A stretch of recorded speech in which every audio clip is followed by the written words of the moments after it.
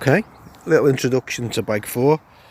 Bike 4 was basically bought to get the engine, so I bought the bike, I removed the engine and we fitted that into Cody's bike. But Bike 4 was actually a really good bike. It was only 4 years old, it had tons and tons of corrosion on there, but it was pretty straight and it was complete and unmessed with.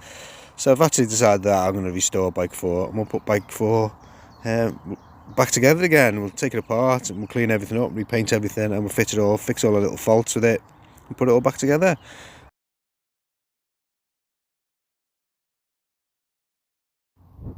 And this video, it's basically just going to be a bit of a log really of what's happened. I'm not going to go into detail with it, and in fact I'm going to keep most of it as stills just to keep it as a pretty easy way to do it. If you want to see a detailed rebuild, you can see Cody's bike rebuild, and that's this. There's no point in me repeating everything. This video is basically, it's just going to be some history for the bike. Whoever buys the bike off me, they'll just have a little bit of history, so they'll know what work I've carried out on the bike. That's the only reason really. It's a huge amount of corrosion on the bike. You can see a bit of blasting carried out, and there's quite a lot of wire brushing and even use of acid to clean up a lot of the small parts.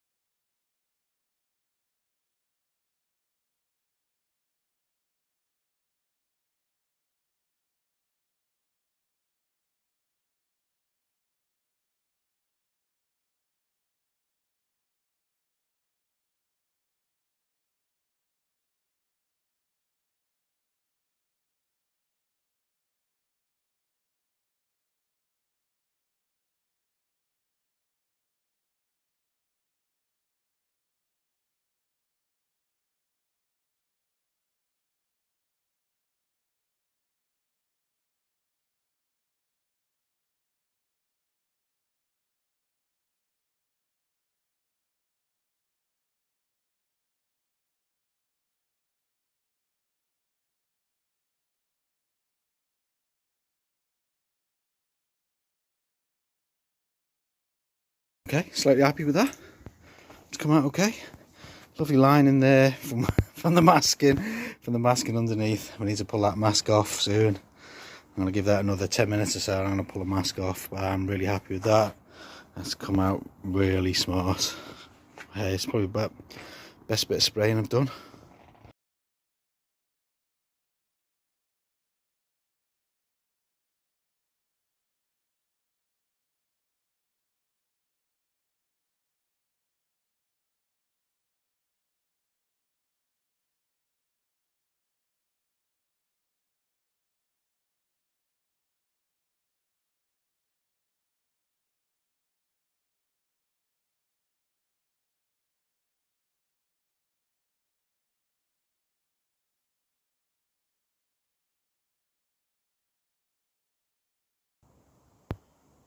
So fitted some generic switch gear.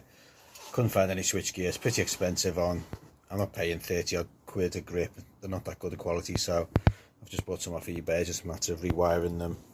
So it's just a matter of working out where all the wires are. Just give it a wiring diagram on eBay, but pretty useless. Colours are descriptions. Actually, just easier to work it out myself and get it all working. Alright, so we've fitted the new switch gear. I'll do a little video for this one just to show it all working. It's important. Okay, so powered on, all that works. Okay, so lights turned off. I've got a light switch now. Never had a light switch on a ZSB before. Ignition on. Okay, so horn. Yeah. Let's check the indicators. Yeah. And then we got the light, and we got,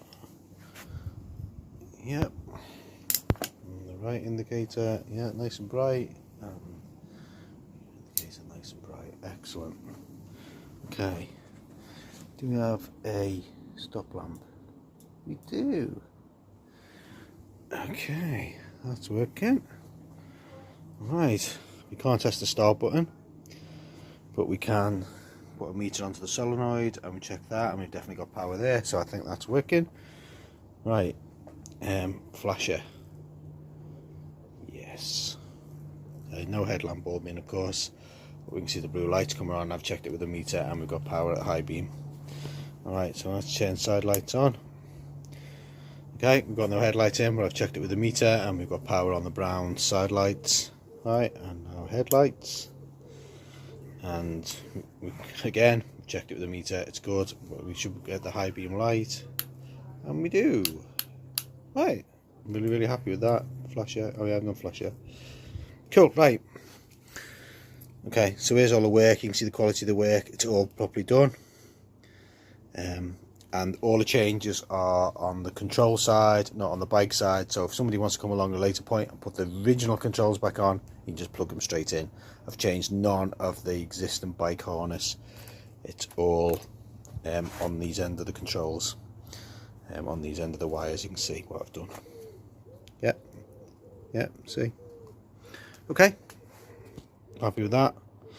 I think we'll package that up now, seal it up, and put all the wires in place. Okay, so you can see the standard I've done here. This is all insulated. Yeah, proper insulation put on it. It's all sealed up. Wires that weren't connected have been double folded and heat shrinked so they can't short out. I'm basically doing it to the same standard I do any of my bikes.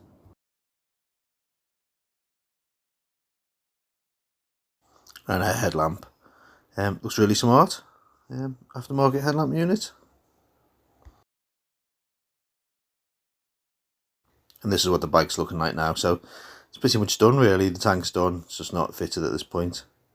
Just waiting for an engine really.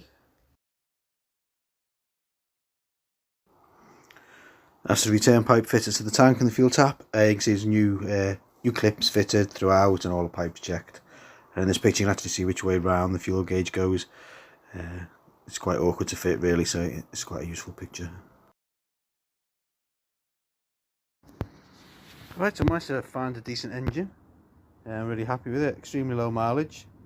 According to the seller, I had 485 miles on the clock. And it does look like it. I can see, just having a quick look at how clean it is around the ignition. You know, around the airway you can't really clean it. It's a bit corroded, but I think that might be just from storage. But there's hardly any chain lube on it, and it looks really clean. So I'm guessing that mileage is genuine. I've just had a look. The oil's nice and clean. The engine turns over okay. I'm just going to do the valves before we put it in the bike, because it's just easy to do the valves out. So we'll do that. We'll give it a clean and we'll pop it in.